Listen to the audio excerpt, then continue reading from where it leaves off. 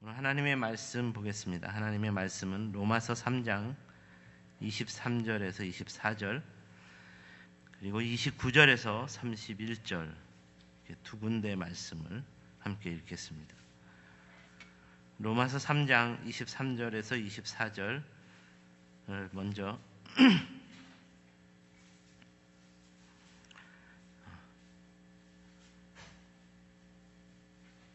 함께 읽겠습니다. 시작. 모든 사람이 죄를 범하였음에 하나님의 영광에 이르지 못하더니 그리스도 예수 안에 있는 속량으로 말미암아 하나님의 은혜로 값없이 의롭다 하심을 얻은 자 되었느니라. 29절에서 31절 말씀입니다. 하나님은 다만 유대인의 하나님이시냐 또한 이방인의 하나님은 아니시냐 진실로 이방인의 하나님도 되시느니라. 할례자도 믿음으로 말미암아 또한 무할례자도 믿음으로 말미암아 의롭다 하실 하나님은 한 분이시니라. 그런즉 우리가 믿음으로 말미암아 율법을 파기하느냐 그럴 수 없느니라. 도리어 율법을 굳게 세우느니라. 아멘.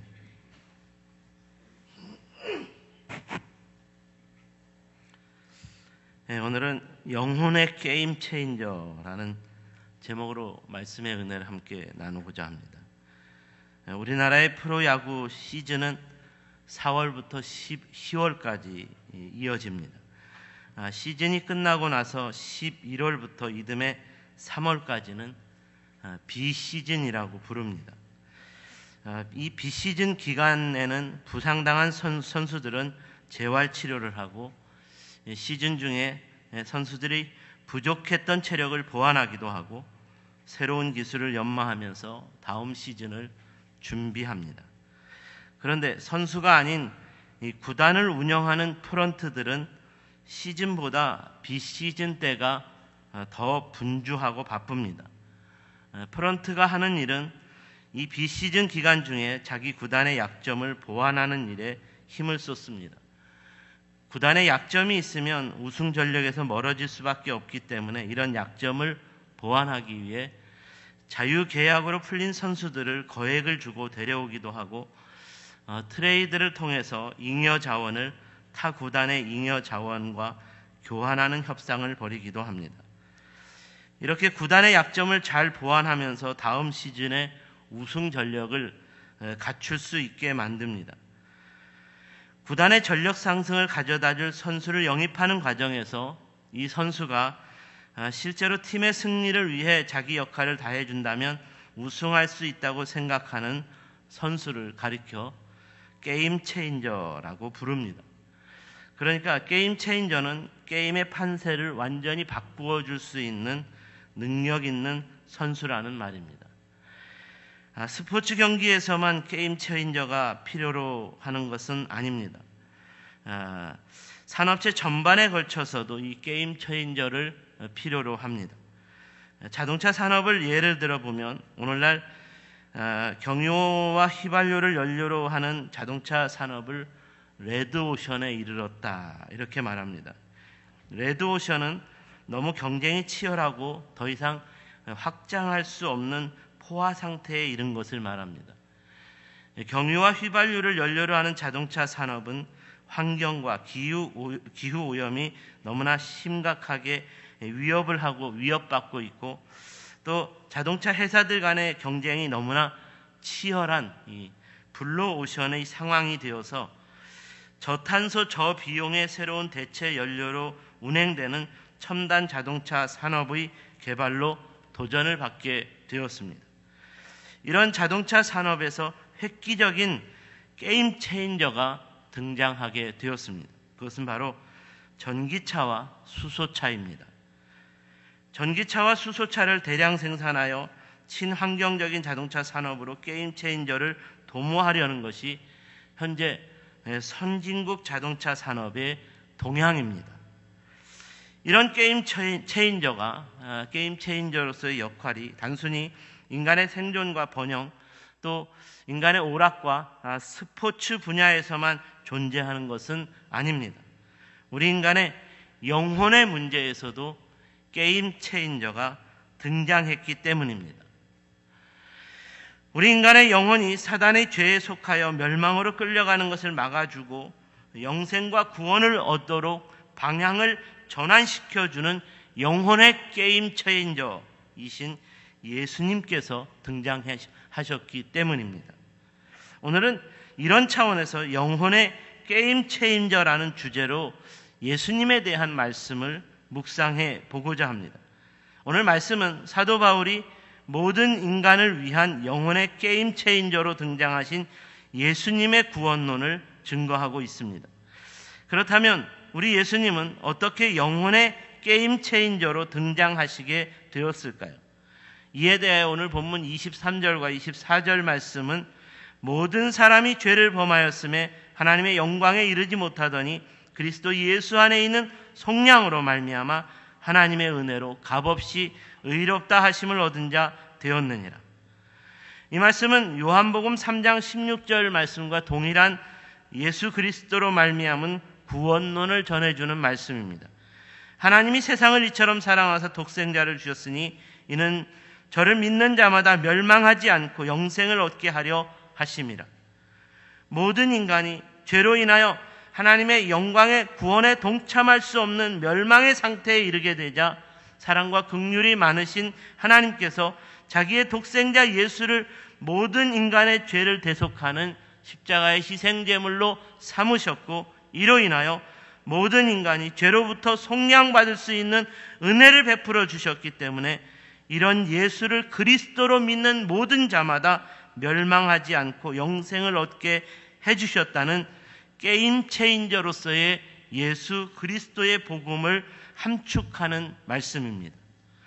그러므로 오늘 본문 로마서 3장 23절과 24절 말씀 그리고 요한복음 3장 16절 말씀이 주는 도전은 오직 예수님만이 모든 인간에게 영생의 구원을 얻게 하는 영혼의 게임 체인저가 되셨다는 것입니다. 그렇다면 영혼의 게임 체인저이신 체인저가 되신 예수님과 동행하는 예수 제자들의 삶도 영혼의 게임 체인저로서의 삶이어야 할 것입니다.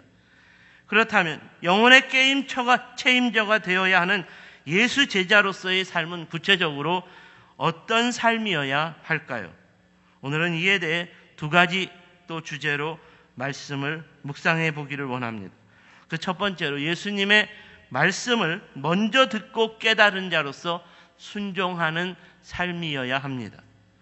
오늘 본문 29절 말씀을 보시면 하나님은 다만 유대인의 하나님이시냐 또한 이방인의 하나님은 아니시냐 진실로 이방인의 하나님도 되시느니라. 이 말씀에서 바울은 하나님의 구원 역사가 유대인만을 위한 것이 아니라는 것을 분명하게 밝혀주고 있습니다. 그런데 유대인들은 하나님의 구원 역사가 자기들만을 위한 것이라고 생각하며 고집했습니다. 이는 매우 잘못된 생각이라는 것을 바울이 지적하고 있습니다. 또한 이방인의 하나님은 아니시냐? 하나님의 구원 역사는 이방인도 위한 것임을 다시 한번 밝히고 있다는 말입니다. 본래 유대인의 선민 사상은 하나님께서 온 나라와 민족 가운데 자기 나라와 민족을 가장 먼저 제사장 나라와 민족으로 택하셨고 이로 인하여 모든 나라와 민족을 향한 하나님의 구원 역사가 이루어져야 한다는 것이었습니다. 그러니까 여기서 제사장 나라와 민족으로서 유대인을 먼저 택하셨다는 것은 하나님의 말씀을 먼저 듣는 자로서 하나님의 말씀을 깨닫고 순종하는 삶으로서 이방 나라들에게 모본을 보여주어야 한다는 말입니다. 그러므로 다만 유대인의 하나님은 아니라는 말입니다. 그래서 진실로 이방인의 하나님도 되셨다고 말합니다. 그러니까 유대인이 진정한 선민이었다면 하나님의 말씀을 먼저 듣고 깨달아 순종하는 삶으로서 이방인들에게 하나님의 구원 역사에 동참할 수 있도록 성숙하고 성장한 성도로서의 본을 보여주었어야 한다는 말입니다. 선민의 유익한 점은 하나님의 말씀을 먼저 붙잡았고 듣게 되었다는 것입니다. 그래서 로마서 3장 1절을 보시면 유대인의 나음이 무엇이며 이어서 2절을 보시면 우선 그들이 하나님의 말씀을 맡았습니다. 하나님의 말씀을 맡았다는 것은 하나님의 말씀을 먼저 듣게 되었다는 것으로서, 먼저 들은 자로서 나중에 듣는 자들을 위해 감당해야 하는 사명이 있다는 말입니다. 하나님의 말씀을 먼저 듣게 되었다면 말씀을 들은 자로서 말씀을 깨닫고 그 말씀에 순종하는 삶을 성숙하게 보여주었어야 했다는 말입니다. 하나님께서 먼저 말씀을 주신 것은 그냥 그 말씀을 듣고 가만히 있으라는 것이 아니었습니다. 먼저 들은 말씀을 깨닫고 행함으로 보여주라는 것입니다. 안타깝게도 유대인들은 먼저 들은 말씀대로 깨닫고 행함으로 보여주는 삶에 순종하지 않았습니다. 먼저 말씀을 들었지만 말씀대로 행하지 않으면서 말씀을 듣지도 못하고 알지도 못하는 이방 사람들을 무시하고 그들을 정죄했습니다. 자기들만 하나님의 특별한 사랑을 받았다고 자랑하며 이방인들을 천대하는 삶을 살기에 급급했습니다. 그들이 하나님을 알든 하나님을 알지 못하든 나와 아무런 상관이 없다고 생각하며 살았습니다. 그러니까 바울은 말씀을 먼저 들은 유대인이나 말씀을 듣지 못한 이방인들이나 다 하나님 앞에서 하나님의 말씀대로 살지 않는, 하나님의 말씀을 떠난 죄악 가운데 살고 있는 자들이라고 책망하기에 이른 것입니다. 그러므로 바로 이런 차원에서 영혼의 게임 체인저이신 예수님의 등장이 요구되었다는 말입니다. 하나님의 아들이신 예수님께서 모든 인간의 죄를 대속하는 구원자로서 십자가의 고난과 죽음을 당하셨고 죄와 사망 권세를 깨트리고 부활하심으로써 영원한 그리스도가 되어주셨기 때문에 이를 믿는 모든 인간에게 용서와 구원을 베풀어 주기 위한 영혼의 게임 체인저로 등장하셨습니다. 그러므로 영혼의 게임 체인저이신 예수님의 등장과 이런 예수님을 믿고 따르는 예수 제자의 삶은 영혼의 게임 체인저로서의 새로운 삶을 살아야 한다는 도전을 주는 것입니다. 그렇다면 예수 제자라면 어떻게 영혼의 게임 체인저로서의 삶을 살아야 할까요? 구약의 유대인들처럼 하나님 말씀을 먼저 듣고 깨달은 자로서 순종하는 삶을 살지 않는다면 영혼의 게임 체인저가 될 수 없을 것입니다. 영혼의 게임 체인저는 먼저 예수님의 말씀을 듣고 깨달아 말씀에 순종하는 삶을 살아내야 하는 것입니다. 먼저 예수님의 말씀을 믿은 자로서 말씀을 깨닫고 말씀에 순종하는 삶으로서 성숙한 본을 보여주어야 한다는 것입니다. 예수님의 제자가 된다는 것은 항상 먼저 말씀을 듣고 깨달은 자로서 말씀을 가르치고 전파하는 증인의 삶을 살아야 한다는 도전을 주는 것이었습니다. 너희는 가서 모든 족속으로 제자를 삼아 아버지와 아들과 성령의 이름으로 침례를 베풀고 내가 너희에게 분부한 모든 것을 가르쳐 지키게 하라고 주님이 말씀하셨기 때문입니다.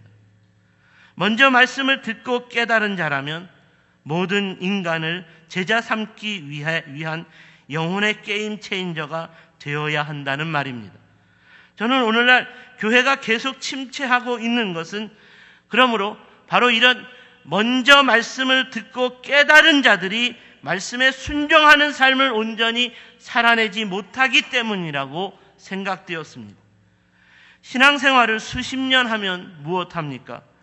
먼저 말씀을 믿고 깨달은 자로서 순종하는 삶, 성숙한 본을 보여주는 삶의 내용이 없다면 구약의 유대인과 그들과 우리와 다를 것이 무엇이겠습니까? 오늘날 성도들이 먼저 말씀을 듣고 믿은 자로서 말씀의 증인이 되는 성숙한 예수제자로서의 사명을 감당하지 못하고 있기 때문에 영혼의 게임 체인저로서 일어나야 할 교회 부흥이 일어나지 않고 있는 것입니다. 어떻습니까? 먼저 예수님을 믿은 자로서 여러분의 삶은 예수님 말씀에 온전히 순종하는 자로 살아가고 있습니까? 먼저 예수님을 믿은 자로서 여러분의 삶은 예수님의 말씀을 그 믿음대로 그 믿음대로 전파하는 성숙한 예수의 증인으로 살아가고 있습니까? 다시 한번 분명하게 말씀드립니다. 영혼의 게임 체인저는 영혼의 게임 체인저로 인한 교회 부흥이 일어나려면 먼저 말씀을 믿고 깨닫게 된 저와 여러분이 말씀대로 순종하는 삶이 있어야 합니다. 먼저 믿고 깨닫게 된 저와 여러분의 삶에서 예수님을 닮은 성숙한 예수 제자라는 소문이 시작되어야 합니다. 영혼의 게임 체인저는 먼저 예수님의 말씀을 듣고 깨달은 자로서 오늘 이 자리에서 예배하고 있는 저와 여러분 모두가 되어야 한다는 말입니다. 오늘 여러분이 먼저 이 말씀을 듣고 예수님의 말씀을 듣고 깨닫게 된 것이 여러분의 가정을 위한 영혼의 게임 체인저로 먼저 부름을 받았다는 것을 잊지 말아야 합니다. 오늘 여러분이 먼저 예수님의 말씀을 듣고 깨달은 것으로서 세종샘 교회에서 예배를 드리고 있는 것도 다시 한번 이 땅에서 그리스도의 몸된 교회 부흥을 위한 영혼의 게임 체인저로 부르신 하나님의 부름이었다는 것을 잊지 말아야 합니다. 사랑하는 여러분, 이제 오늘 오후에 2부 예배 때, 오전 2부 예배 때 몽골 선교사님이 우리 교회 또 방문하게 되었는데, 이분이 참 오래전부터 이 몽골 선교사로 다시 파송을 받기 위해 기다렸는데 코로나로 인해서 이 파송을 계속 받지 못하고 나아가지 못하고 오랜 시간 동안 기도로 또 후원 교회도 없고 파송 교회도 연약하고 이런 상황으로 인하여 계속된 이 몽골 땅으로의 부르심이 중단되고 진행되지 않았습니다. 몽골 땅에서 일어나게 될 하나님 나라의 부흥을 위해 선교사님 가정이 영혼 체인저로, 영혼의 게임 체인저로 먼저 부름을 받았다는 것, 그리고 이에 대해서 우리 교회가 이 연약함 가운데 함께 적게나마 동참해 주어야 한다는 생각 때문에 우리 선교사님을 우리 2부 예배에 초청하게 되었습니다. 우리 교회가 파송하는 선교사님은 아니지만 코로나 시국에 몽골 땅을 향한 영혼의 게임 체인저가 되기 위한 오랜 시간 눈물로 기도하는 선교사님 가정을 지켜보면서 우리 교회가 작게나마 함께 동참해 주어야 하겠다는 생각을 하게 되었습니다. 사랑하는 여러분, 몽골 땅을 향한 영혼의 게임 체인저로 먼저 주님의 말씀을 듣고 깨달아 부름을 받고 나아가는 선교사님 가정을 위해, 그의 사역을 위해 우리가 함께 축복하고 함께 기도로 동참해 줄 수 있어야 하겠습니다. 두 번째로, 오직 예수 그리스도를 믿는 삶으로 승부할 수 있어야 한다는 것입니다. 주님과 같은 영혼의 게임 체인저가 되려면 예수 그리스도를 믿는 믿음으로 승부하는 삶이어야 합니다. 이에 대하여 오늘 본문 30절과 31절 말씀을 보시면, 할례자도 믿음으로 말미암아 또한 무할례자도 믿음으로 말미암아 의롭다 하실 하나님은 한 분이시니 그런즉 우리가 믿음으로 말미암아 율법을 파기하느냐? 그럴 수 없느니라. 도리어 율법을 굳게 세우느니라. 이 말씀을 유대인과 이 할례자, 무할례자라는 표현을 유대인과 이방인을 넣어 표현하면 이렇습니다. 유대인도 믿음으로 말미암아 또한 이방인도 믿음으로 말미암아 의롭다 하실 하나님은 한 분이시니라.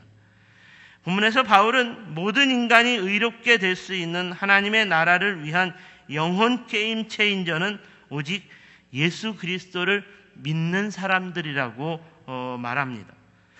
하나님 앞에서 죄가 없는 의인으로 인정받을 수 있는 사람은 선민이라 자부하는 유대인이 아니고 저주받은 자라고 생각하는 이방인도 아니고 오직 예수 그리스도를 믿는 사람입니다. 이에 대하여 24절 말씀에서 그리스도 예수 안에 있는 속량으로 말미암아 하나님의 은혜로 값없이 의롭다 하심을 얻은 자 되었느니라고 말씀하고 있습니다. 이 말씀은 오직 예수 그리스도를 믿는 것 외에는 인간의 죄가 속량받을 길이 없다는 말입니다. 그렇다면 왜 오직 예수 그리스도만을 믿는 것이어야 하는 것일까요? 왜 예수 그리스도를 믿는 것만이 모든 인간의 죄를 속량해주고 구원을 받게 하는 것일까요? 이에 대하여 우리가 묵상해 보아야 하는 것은 하나님의 아들이신 예수님께서는 아무런 죄가 없는 깨끗하고 정결한 분이셨다는 것과 하나님의 아들로서 예수님은 거룩하고 신령한 분이셨다는 것 때문입니다. 우리가 구약 성경을 통해서 이스라엘 백성들이 죄에 대한 용서를 구하고 받을 수 있는 번제를 위해 어린 양의 희생 제물과 거룩한 대제사장의 중보가 있어야 한다는 것을 구약 성경을 통해서 배울 수 있습니다. 번제의 희생 제물은 아무런 흠과 티가 없는 어린 양이었고 하나님께서 인정한 거룩한 대제사장이 그 어린 양과 함께 성소에 들어가 중보하는 거룩한 제사가 드려져야 합니다. 이 두 가지 중에 어느 것 하나라도 어긋나면 번제는 하나님께서 받지 않으시는 헛된 제사가 되고 마는 것입니다.